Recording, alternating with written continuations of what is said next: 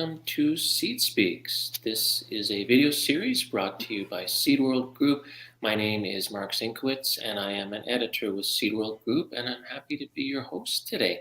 I'm joined today by Dan Heesum, product owner with Primetics Seed Solutions based in the United Kingdom, and Mark Metcalf, president of Nexeed based in Manitoba, Canada. Welcome, everybody. Now, today's theme is separating fact from fiction in the world of color sorting and inventory management. Now, you both have something in common, which is one of the reasons I asked you to be on today, and that's the fact that your respective companies were recently on Germination magazine's list of top 10 innovations for 2022. Now, before we talk about that, I'd like to talk about your respective areas of expertise and the biggest myths you find people have about it. This season of Seed Speaks is all about myth busting.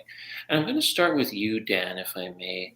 As we'll get to in a moment, Primetics Seed Solutions has created a new app that harnesses the power of modern software to help seed operations manage their inventory. Now, when it comes to managing inventory, what would you say the top myth or misconception is that seed companies have about that? And how is Primetics Seed Solutions sort of helping to bust that myth, so to speak? Well, hi, Matt. Thanks for having me on, first of all. I always like the opportunity to talk about our products and how they have kind of real solutions for our customers in the industry. A lot of business that we work with across the UK, Europe, US, and Canada, they worry that kind of moving from a paper-based process historically to an app-based process will put certain constraints on the business and actually make it slower and make them less reactive to move seed around the warehouse environment across different locations and then out the door to their customers. But one thing that we've kind of found as we've implemented the software at various clients is that it actually makes them more efficient and actually speeds up the process of moving the seed around. For example, if I talk about kind of a process of moving from putting on a sales order for a number of bags of seed, taking it through the process of allocating a lot to it and then staging it, we've tried to automate that as much as possible in the software. So, for example, if an office user puts on a sales order, creates a ticket for the warehouse that needs to be shipped out the door, and we've kind of created this mechanism where the warehouse user using our mobile app can receive an automated notification to tell them there's something ready to pick. It'll pop up on his device. You'll see the location in the warehouse, the variety that needs to be shipped out, and the barcode information. And then using the app, we can scan the barcode, validate it's the right product, stage it for delivery, and get it shipped out the door in a really smooth process. And kind of along the way, that process is that automated that without needing to send an email or make a phone call, emails are being sent out to the customer to say that it's on the way to the haulage company to say it's ready to be collected, and then to the office to say that this seed has now left inventory. So it kind of really has sped up the process. Now, when you compare that to a more historical way of working, of printing a pick sheet, printing that into the office where the warehouse guys are, getting them to walk around, sign the sheet, and then type it into a spreadsheet, it really is a big time saver and makes them a lot more efficient in the way that they work. Now, Mark, you specialize in seed processing equipment, particularly color sorters. Now, focusing on color sorters, is there one big myth that's out there about optical sorting, and what do you want people to know about that? Well, I think that if we think about where people could get tripped up, it would probably begin with expectations. And we try to help people get realistic expectations, but sometimes they haven't been exposed to this technology before. They may expect a magic bullet, and expect that it can kind of solve everything, which wouldn't be realistic. Sometimes it can be a real great game changer. It can make something that wasn't possible or wasn't good enough, a separation that couldn't be achieved well enough, and completely turn that upside down and make it possible. So in that regard, on occasion it can be a real game changer, and that can be a trigger for people to bring that technology into their facility. But they aren't always. They're amazing, but they have their limits. And for sure, they're still useful. They're a unique tool.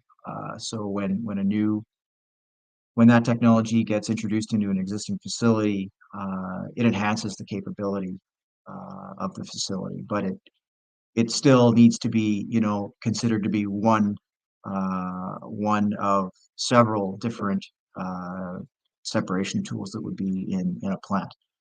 And so I think again, it isn't a magic bullet, but it can be a game changer, and occasionally can really make a difference. And for everyday use, it definitely enhances.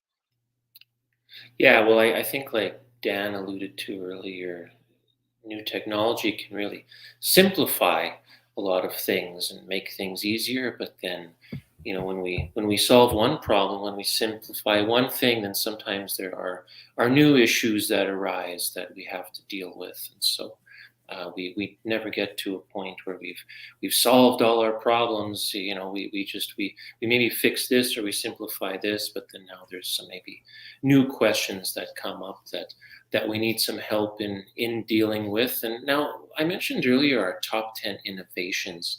Dan, Primetics Seed Solutions recently made the list for its Genware inventory management app that you were talking about. And this Android app really revolutionizes how information is exchanged between back office and warehouse personnel and seed distribution environments, as you were talking about. It provides the real-time shipping and inventory data and really streamlines stock transaction processing, which would otherwise require multiple communication channels, as you were alluding to. Can you talk a bit about this app and what makes it so significant for people in the seed industry? Sure. Well, first of all, we've had great feedback from our clients who've started using the application. They feel like it has truly revolutionised the way that they manage their inventory and how they receipt and dispatch seed. When we started to develop the app, we wanted to make sure that we allow our customers to keep a better track of their viable inventory. I've discussed about the way it communicates automatically, sending emails and push notifications around. But it also reduces shipping errors. We've seen it from various clients where they will ship the wrong product to a customer and having to kind of get that back. It can cause slow down in their process. It can cause conflicts with their customers. So we've used kind of barcoding technology with the mobile app to allow them to validate they've got the right product and then quickly move it around warehouse locations and then dispatch it out. Kind of at the same time, we have to think about our end user, so the warehouse operative who's using the app. Now, typically the people who are on the go in a warehouse environment, they're not sat at their desk, so they're on a mobile device, a phone or a tablet. So we really have to think about the user interface, make it really clean and easy to use, so it didn't kind of get in the way of the kind of day-to-day tasks. And when we consider our customers, we've kind of had feedback from them that the shipping errors have really been reduced, which helps with their profit margins, and they really do see the value in the product. Kind of in this kind of modern world where us as consumers buying things online, we're kind of used to receiving automated notifications. When you order something online, you get a order confirmation, you get a shipping confirmation say it's on its way. And we kind of really thought about how we could bring this to the seed industry. So using the mobile app, being able to kind of harness the automation of emails to send out the shipping notifications at different points of the process. And not only that, we kind of work with our clients in the industry and other industry professionals to kind of understand what would be needed for a warehouse management app. So adding things like the ability to do a stock count, do on-the-fly stock adjustments, do a goods receipt, do goods dispatch and transfers around the warehouse. And as I said, the feedback from our clients has been that it's made them more efficient, and they've been able to move away from that more paper-based process where they had to print off pick sheets and then make phone calls and write up emails to kind of communicate the movements around inventory. Yeah, it's certainly a great ability to have, getting to follow things in real time. I know I've been getting ready for the holidays coming up, Christmas, and I just ordered some Christmas gifts online, and I can track the packages, when they were sent out, where they are right now, when they're going to arrive here in my town. It really is quite an amazing ability to have, and it's something that we're all getting used to now. And Mark, Nexeed made the list for the Cimbria CX color sorter, which is sold and serviced by Nexeed. And there's a whole range of optical sorters in this line. Machines are available from 1 to 7 shoots wide. Now, this technology range includes a simple monochromatic version. There's bichromatic, near infrared, RGB, full color, and now there's shape sizing available in the CCX. How are these machines really changing the game in color sorting specifically? Well, all of those different technologies that you just mentioned, were kind of evolutionary, and every one of them expanded the capabilities of the technology. So, if you kind of go back, like the monochromatic equipment, which was what we started out working with along quite a few years ago now. We had some customers in the seed industry who would ask, like, can we make a separation between wheat and barley?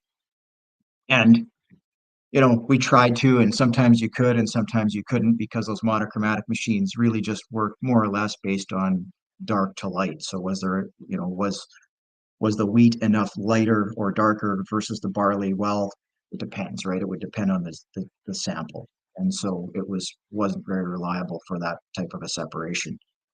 Um, you know, Further down the line, we got into a full color type of a system, which would be greatly enhanced. Now you're dealing with really all the visible light, and it's more or less like making the jump from a black and white TV to a color TV. It's not a perfect analogy, but it's probably useful for describing it. And it got better. It allowed us to do things in a much better way, but it was still, at times limited, just based on if those two if those two parts in the sample weren't enough different using that technology.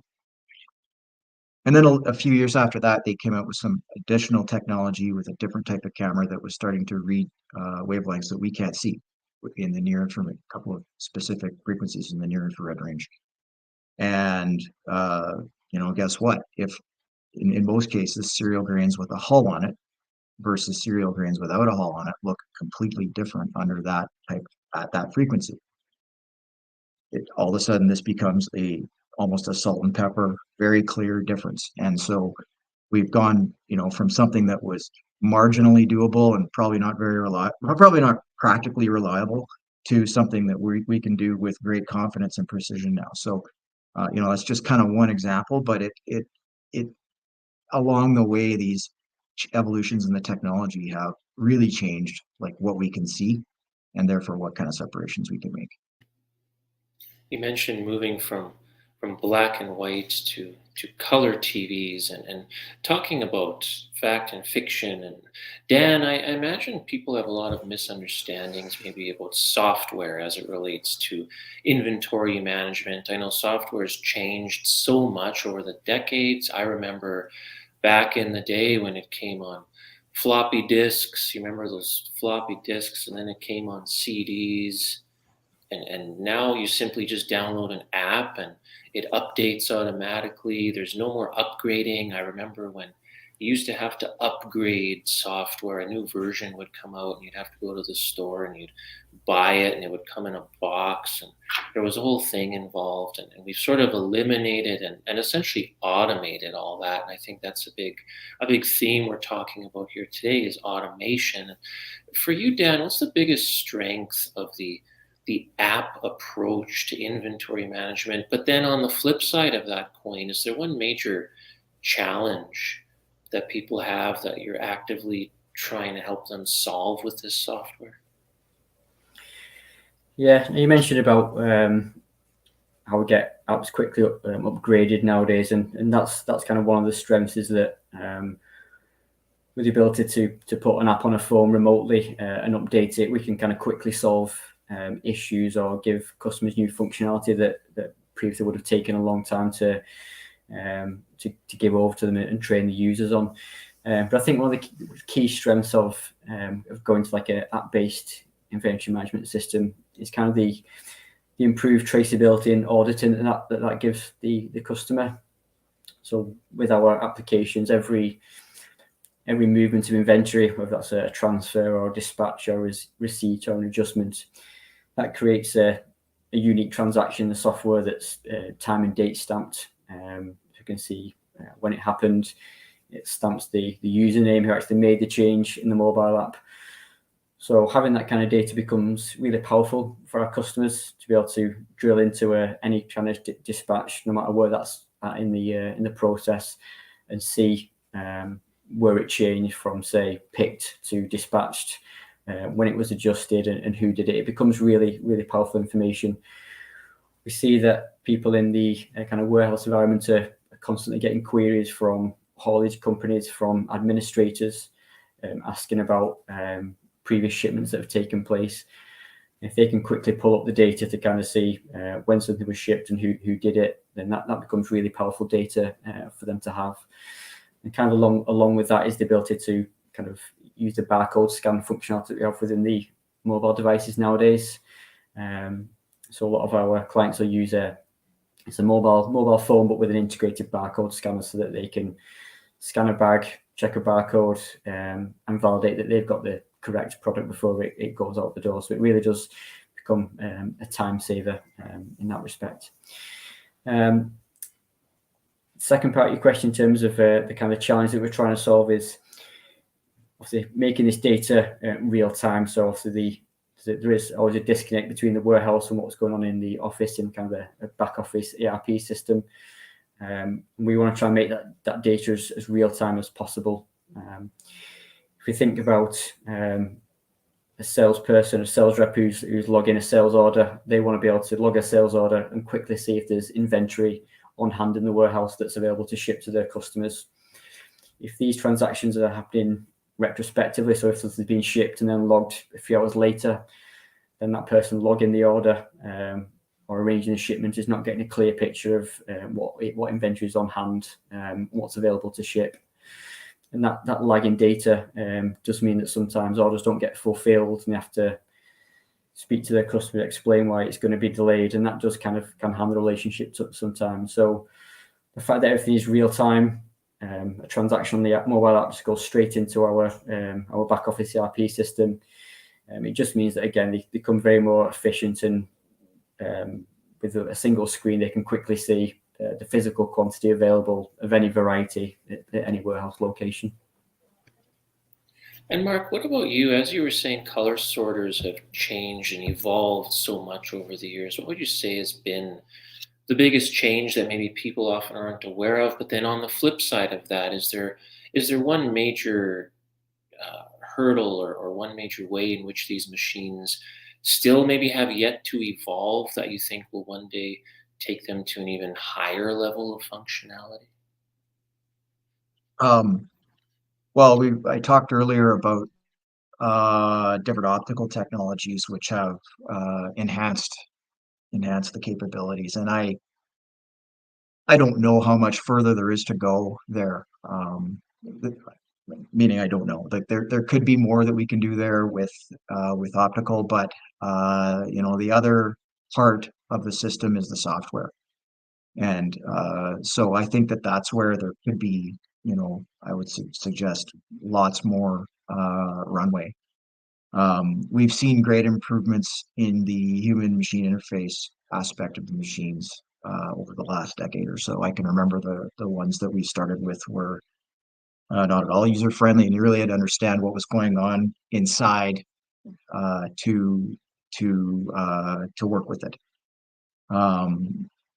Over time, that evolved and became something that's a lot more intuitive for the user, where you're taking pictures of a seed and kind of clicking on it and measuring things. There's various systems that, but the big difference there is that it enables us as users to have a much easier time interfacing with the machine and really setting it up to do what we want to do.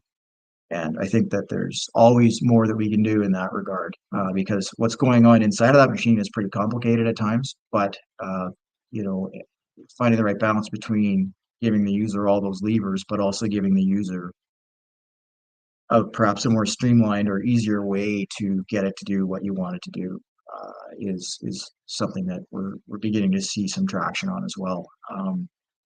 Some versions of what, for perhaps lack of a better term, would be like an auto set, where you say, more or less, this is the kind of stuff I want to keep, and this is the kind of stuff I want to remove, and let the machine sort of figure it out.